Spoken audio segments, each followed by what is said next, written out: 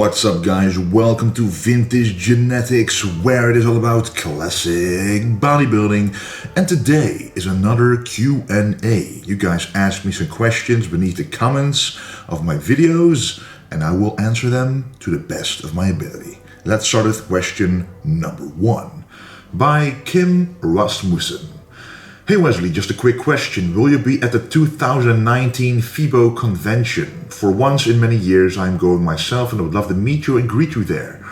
Yes, I will be at the FIBO. It's actually the biggest expo in the world and it's in Germany, so it's only about 2 hours drive for me.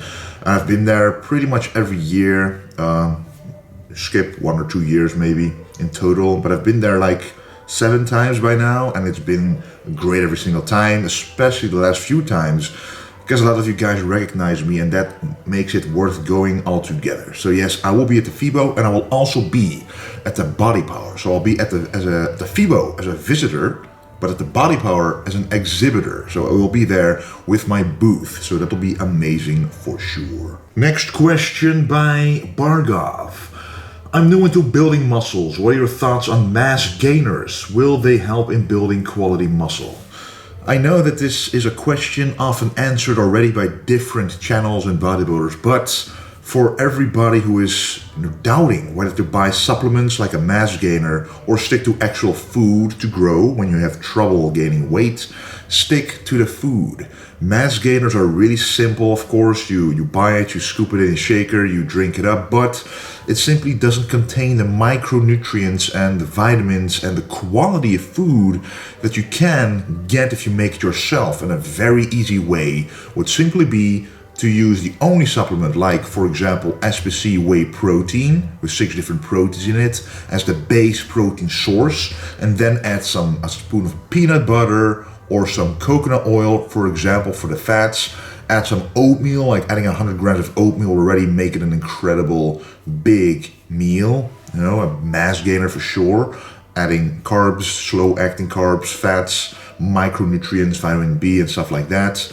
And then you can also add something like spinach, which you won't taste, but you will get the raw benefits of it for sure. So you get your protein, the whey protein, get a high quality one. You get the carbs in the form of, for example, oatmeal. Also add some cinnamon, for example, for taste, and actually has benefits for insulin resistance, getting your insulin cells, your muscle cells more insulin sensitive, making them gain more muscle. There's so many things you can do to your own shake. That it's much better than getting a mass gainer, as they often contain preservatives, colorants, sweeteners, too much sweeteners, sugar even. So don't go with mass gainers, but go with making your own shake. Next question. Alpha Desires asks, when cutting, why should we do it with bodybuilding to get shredded? Is other forms of training like fitness or calisthenics, does it work too? While dieting, and what is the benefit of each type of training while cutting, which is better for bodybuilder or natural bodybuilder, or still maintaining size and only taking down a body fat percentage? An interesting question. So we wonder, should he keep bodybuilding while trying to cut down his body fat while maintaining muscle? Well, in my opinion, the way that you got your body to be that way is the way you should keep doing it while losing body fat to maintain the body that you have. So if you build it up doing bodybuilding, doing 10 to 12 reps or 8 to 12 reps, heavy, time and attention, progressive overload, if that's what you've been doing to maintain and actually enhance your muscle mass, then when you're starting to cut, you should do the exact same, but only lowering your calories and upping your protein perhaps a little bit to further maintain that muscle mass. But in my opinion, doing calisthenics and stuff like that simply doesn't provide you with a progressive overload that you need to maintain those muscles. Of course, if you're creative, you can, but the easiest way is weight training, what you've been doing all along. Next question by Yunbai Kao. People always talk about improving their weak points. For example, you said that you want to add some size to your legs and back, but I'm curious, with the weight limitation of classic physique, does adding size to your legs and back mean that you have to go down in size for some other body parts like chest and arms? Wouldn't that be bad since they are such strong points right now? So you should never sacrifice strong points in order to fix weak points. However, I'm very lucky that I haven't reached the limit yet. I haven't reached the weight limit yet. I can easily still gain 5 or 6 pounds of pure muscle mass before reaching that classic physique limit of 247 pounds. I only weighed around 244 pounds after having ate breakfast, not being super shredded, still wearing my vest, etc. So at least 6 pure pounds of muscle can be added. However, if you are doing a show where you're already at your weight limit and you've got some very strong points and you still got some weak points, the main point that you have to make is that your entire body needs to be a strong point. Everything has to be in proportion. So don't sacrifice strong points, keep training them, but make sure to add mass to where it needs to be in proportion. And once you are in proportion, right, and if you're still 3 pounds over the weight limit, your entire body weight should simply come down by losing muscle all over if that is necessary. But the most important thing always is to be in proportion. But I always want to have a big chest, big arms, wide shoulders, a big back with legs that are in proportion. And they can, for example, legs could be 5 pounds heavier or 5 pounds lighter, but if they are within a given range, they still look in proportion to the upper body. You simply don't want to sacrifice mass of the chest to add some extra mass to the legs for no reason. If everything flows well, you should keep it that flow, because every physique is different and every physique has different strong points that suit that physique the best. So stick to your own physique, stick to your own strong points, and don't sacrifice them for fixing weak points. Next question by Thaisa Muscle. Hey Wesley, thank you for the good quality videos. You're very welcome. My question is, if I skip 1 day of training, in the next day I can train a body part of the day that I skipped and of the day that I'll train, what is the best thing to do? So for example, if today, which is for me, it's chest day, if I wasn't training, well actually a better example is yesterday I felt a little sick, so I didn't train that day. I actually had to train my legs, my hamstrings. But what I decided to do, chest was on the schedule for today. I'm still going to do chest, as depending on your diet, if you do a carb cycle diet, sometimes when you're in a high carb day, for example, today is a low carb day, I have to stick with the program that is set out. So yesterday was high carb, which would benefit my leg training, but today is low carb, which would not benefit the leg training. So I'm sticking to my plan. However, my workout plan is never set in stone, so don't be one of those guys who always has the same workout on Monday, Tuesday, and Wednesday. However, you can do that for a very long time, as I did that myself. But if you reach a certain level, you have to be able to switch out your workout. So in short, you shouldn't work out 2 of the same muscle groups at the same day if you didn't train one of them the previous day. You simply choose the muscle group that is suited for that day. For example, if you skipped your chest on a Wednesday and it's Thursday now, you can do the chest of Wednesday on Thursday and skip everything 1 day in advance, or simply skip chest altogether and go with your back workout that was scheduled for that day. It doesn't matter that much. It all depends on how you feel, what your diet is like, and what your workout schedule has been like for the last couple of days. I hope that answered your question a little bit. Next question by Carlo R. Hi Wesley, thanks for your always informative and technical videos. What will you concentrate upon specifically when improving legs apart from the hamstrings? Also, do you advise to train all the front tibial muscle specifically to shape the front part of the lower legs? All the best from Australia. Let me answer your first question first.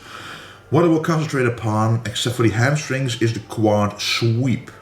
The thing is, my calves are pretty big, so compared to my quads, the calves look big, so I need to have a sweep in the quads to actually make the quads look bigger than they actually are, to be in proportion to the calves, because I will never sacrifice those calves. They are unique. If you have big calves, don't sacrifice them. Just one tip. As so many people ask me, how do I get them so big? It's simply something you can be proud of if you finally got them. But then, like a lot of people, if your legs are a weaker point, but your calves aren't, you gotta do something with your quads to make them appear bigger. So a quad sweep, like doing small stance squats, narrow stance leg presses, front squats, stuff like that, hack squats, will help me get that sweep in the quads. But I also need a thicker inner thigh, which is the abductor or the adductor. I always forget which one of those it is. But you want to train the inner thigh as well to make sure that the inside is filled up, making the upper legs appear a lot bigger. So the quad sweep and the inner thighs need to improve for the entire structure of my body to be in proportion. And for the last question, the front tibial muscle, which is the muscle on the front of your lower leg. So the calf is the back and the front is the tibial muscle. I never really train it because you automatically train it when doing legs, when balancing out, when doing squats, hack squats, even leg presses.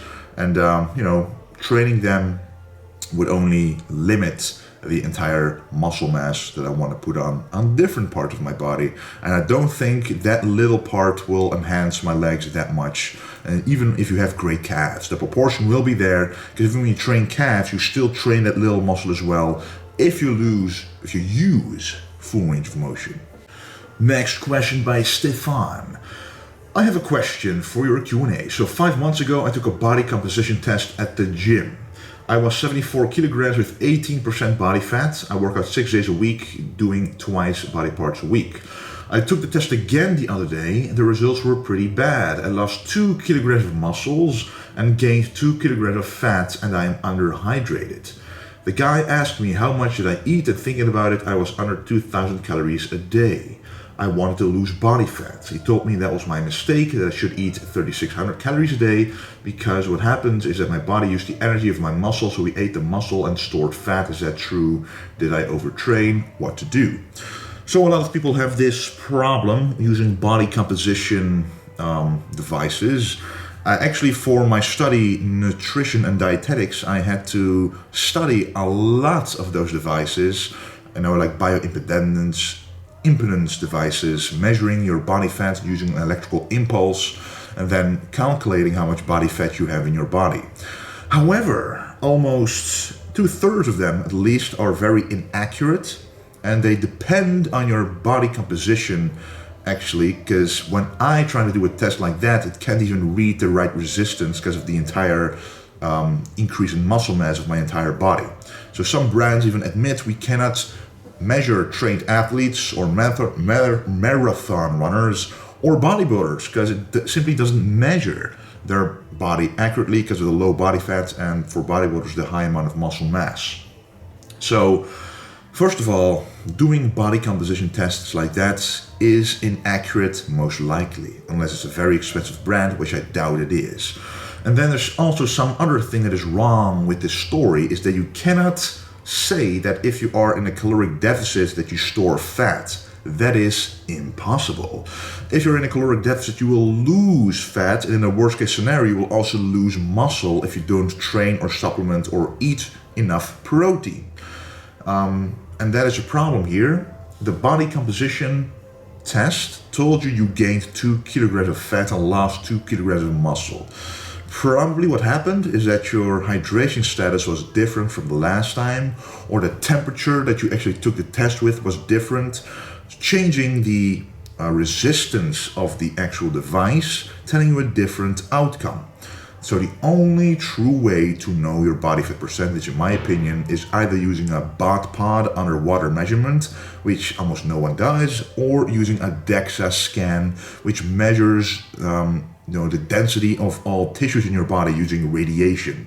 And that is the closest you can get if you do the test, the same situation every single time. For example, in the morning, without eating, without drinking, after going to the bathroom, mimicking the situation every single time, so the results are pretty much the same in terms of the situation. Then you can actually see if you gain muscle mass or not, because that machine actually tells you that your muscle mass is increased. If you drink 2 liters of water beforehand, you gained 2 kilograms of muscle mass, because it doesn't measure it as fat mass.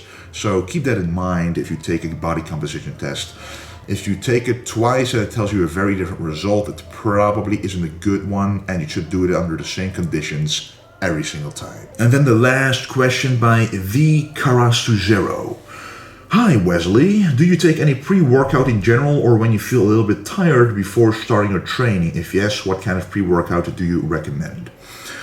I recommend different kinds of pre-workouts. I usually don't like to use something pre-made that has a lot of different, 20 ingredients in there, because most of those ingredients don't agree with your body, don't agree with your digestive system, and they have a lot of colorants, a lot of taste chemicals to enhance the taste of it, even when it should taste like crap.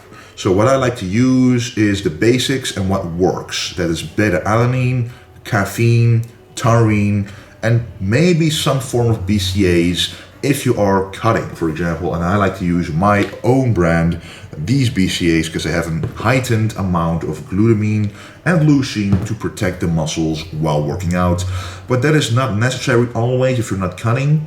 But using a supplement that I actually also have on the website, Alkaline, it has all the ingredients needed, added actually with creatine, a fast-acting form of creatine that you can use during the training. So if you take it 30 minutes beforehand, all the ingredients in the capsule form, so don't need to add any taste stuff, any colorants, any smell chemicals to it, because the powder itself tastes horrible. But if it's in a capsule form, you simply take 5 capsules, the powder dissolves in your stomach and it transports itself into the bloodstream, making you ready for the workout. So caffeine for endured energy, for focus. Taurine combined with caffeine actually makes your focus even stronger.